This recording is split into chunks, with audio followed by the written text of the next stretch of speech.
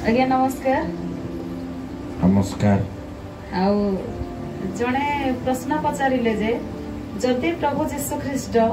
से जदि ईश्वर हेले से जदि जगतर सृष्टिकर्ता हेले ताहले से काहेकि ईश्वर को से डाकिथिले। ओके ए विषय ऊपर आम निश्चित प्रश्न उत्तर रखिबा। ता पूर्वरु मु आपण को उत्तर देबा पूर्वरु धर्मशास्त्र ईश्वर वाक्य किसी भी समय रखी फिलिपिय पुस्तक 2 पर्व 6 पदरु 9 पद जाए मो पाठ करुछि। से ईश्वर रूपी हेले हे ईश्वर को सहित समान होई रहिबा निज निमंते धरी रखिबार विश्व मने कले नाही, किंतु मनुष्य सदृश होई दास रूप धारण करी आपना को शून्य करे। पुणी मनुष्य भाव रे देखा जाए मृत्यु पर्यंत, हाँ कृष्य मृत्यु पर्यंत आज्ञाबह होई आपना को अवनत कले। एही कारण ईश्वर तांको अतिशय उन्नति करी अछंती। पुणी समस्त नाम अपेक्षा सर्वोत्कृष्ट नाम तांको प्रदान करी अछंती। तो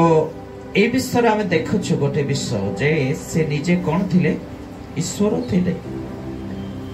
किंतु मनुष्य रूप धारण करने को पड़े। कहीं धारण करने को पड़ला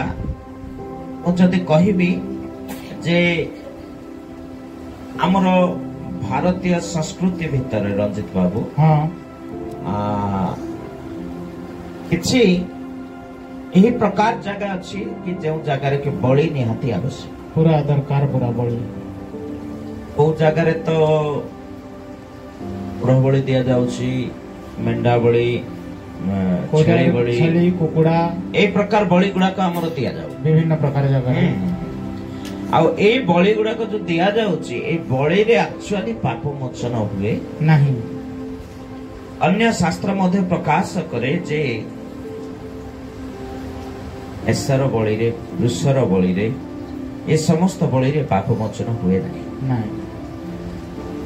सेति निमंत जेतेबेले पाप अत्यधिक बढ़िबा को लागिला आ उसी समय एवरी पुस्तक जेतेबेले माने देखिबा एवरी पुस्तक तार 9 पर्व 22 पद मो पढ़िबा पई चाहे 21 और 22 एठी लिखा जाए। आउरी मध्य से तंबू परिचर्यार समस्त पात्र उपरे सेपरि रक्त सेचन कले। पुणी व्यवस्था अनुसार प्राय समस्त विषय रक्त द्वारा सूचीकृत हुए आ रक्तपात बिना पाप मोचन हुए नहीं। कहार रक्त बिना देखंतु 10 पर्व एवरी 10 पर्व तार 3 पदरु 5 पद जाए मु पढ़ुछि। किंतु सेही सब बलि रे वर्ष को वर्ष पाप स्मरण करा जाए, कारण वृष छागर रक्त जे पाप हरण करिवो यह असंभव सेथि पई ख्रीष्ट जगत को आगमन करी कहंती बलिदान और नैवेद्य न लड़ी मो निमंते एक शरीर प्रस्तुत कर। जो शरीर रे रक्त मांसधारी शरीर से शरीर आवश्यक पड़े आ से शरीर रक्त रे पाप मोचन हुए। ओके मनुष्य रक्त रे पाप मोचन हुए, किंतु एमिति ए जगत मध्य केही नाहंती जे कि निजर रक्त देवे आ लोक मान को उद्धार करेंगे नहीं। बुझी पारुछंती? हां बुझी पारुछ। तो एही प्रकार विषय को नेला बेले ए जो प्रश्नटी हमर प्रिय भौणी कले कि से ईश्वर को काहे के डाकिले जेते बेले अनेक पापर बोझ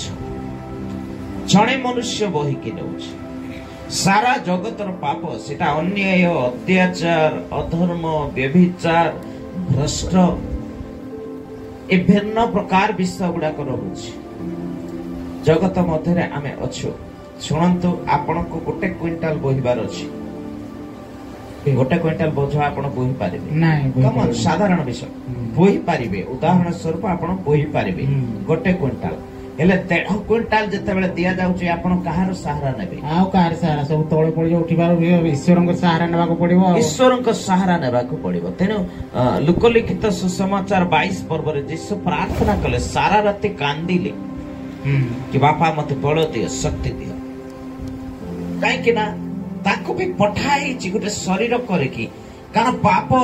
एते पाप आपण आदि पुस्तक 6 पर्व रे देखिबे मनुष्य पाप पढिबा लागिला पूरा तो से पाप एते भयंकर बोझ थिला जहा कि केही बहु नथिले केही बोहिबा लागि सामर्थ्य नथिले सेते पई त म कहे आउ अन्य जेते देवादेवी धर्मशास्त्र ऊपर माने देखुछु से माने कोन करछन्ते पापी मान को विनाश कर दउछ हेले विनाश कोले भी आहुरी पाप बढ़ुची वृद्धि होछि किंतु जेसु गोटे कथा कहले कोन कहले जानि छन्ते मो पापी मान को मारिबा पई आसी नै पापी मान को उद्धार करिबा लागि आ सेई पापर बोझ एते थिला जिसु को बही की नेबाटा कष्ट करथि बहुत थिला कष्ट करो सेति पई से पिता को डाकी छन्ते आपण को देखा जाए नहीं से पाप अदृश्य भाव रे जगतपति शैतान एही प्रकार भाव रे से पापर भार लदी दिए काई काई देखन तो तांत्रिक शिखुचंती लोक माने मनुष्य को मारी दउ मारी चंती बलि भी दे देउचंती मनुष्य बहुत कष्ट छुआ मन को बलि दे दउछन बुझंतु तेनु एते लोककर पाप शह शह कोटी लोककर पाप जणे व्यक्ति कालवरी क्रूस रे बोलके नेबाटा सहज कथा नथि नाही नाही सहज कथा नाही तेरे से बापा को डाकुछंती हे पिता तुम्हें मते शक्ति दियो आमरो ईश्वर काहे कि डाकिले सेति पय डाकिले सेति पय से डाकिले सेति पय जिसु डाकिले बापा मते बळ दियो आ लेखा अछि मो आपण को देखबा पय चाहे आ से जेतेबेले कांदी छंती प्रार्थना करि छंती आ सेही समय रे स्वर्गर दूत आसिले आउ तांको शक्ति देले मो आपण को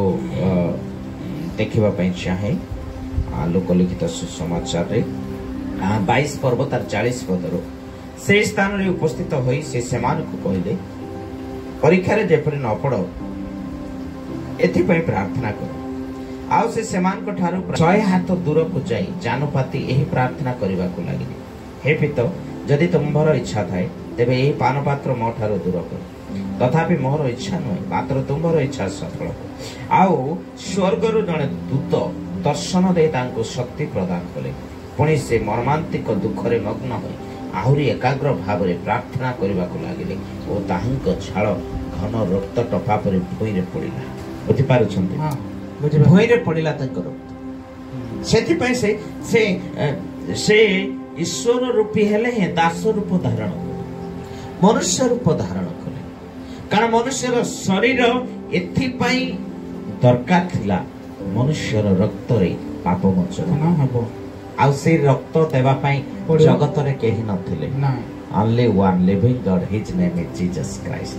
आमेन ताको नाम होचे यीशु ख्रीष्ट आ से ही उद्धार कले पापी मानको से ही पापी मान को प्रेम कले आ पापी मान को जीवन देले तेनु से पिता को डाकु छथि पापा एते बड़ बोझ गोटे मते बही के जीवार अछि से बोझ केमिति बही पारिबी साधारण भाव तो बही गले एटा आत्मिक बोझ एमाने भी प्रश्न करंती से माने सुनंतु जे एटा आत्मिक बोझ अदृश्य भाव रे से पहुंचते आ स्वर्गर दूत जेतेबेले शक्ति देले सेतेबेले से आउ मर्मांतिक दुख रे प्रार्थना करूछ काहे कि मनुष्य से जो मनुष्य रूप धारण करके आसले से शरीर संपूर्ण भाव रे से छाड़िले आ आत्मिक शरीर को धरि के ताको जीवा थिला सो थैंक यू आउ सेति पई से पिता को डाको थे सेति ले से पिता को बोझ बही के जीवा बाध्य थिला करिबा धन्यवाद देबा प्रार्थना करू परमय प्रभु धन्यवाद देउछ तमरो उपस्थित पाइतले कार्य कल प्रभु जा आवश्यक थिला ता प्रकाश करमय पिता धन्यवाद देउछ महिमा तुमरी हो प्रभु प्रार्थना सुनिछु प्रभु जहाँ दश त्रुटि अच्छी तुम्हें क्षमा गौरव तुमको दे यीशु ख्रीष्ट नाम प्रार्थना मांगुछु आमेन।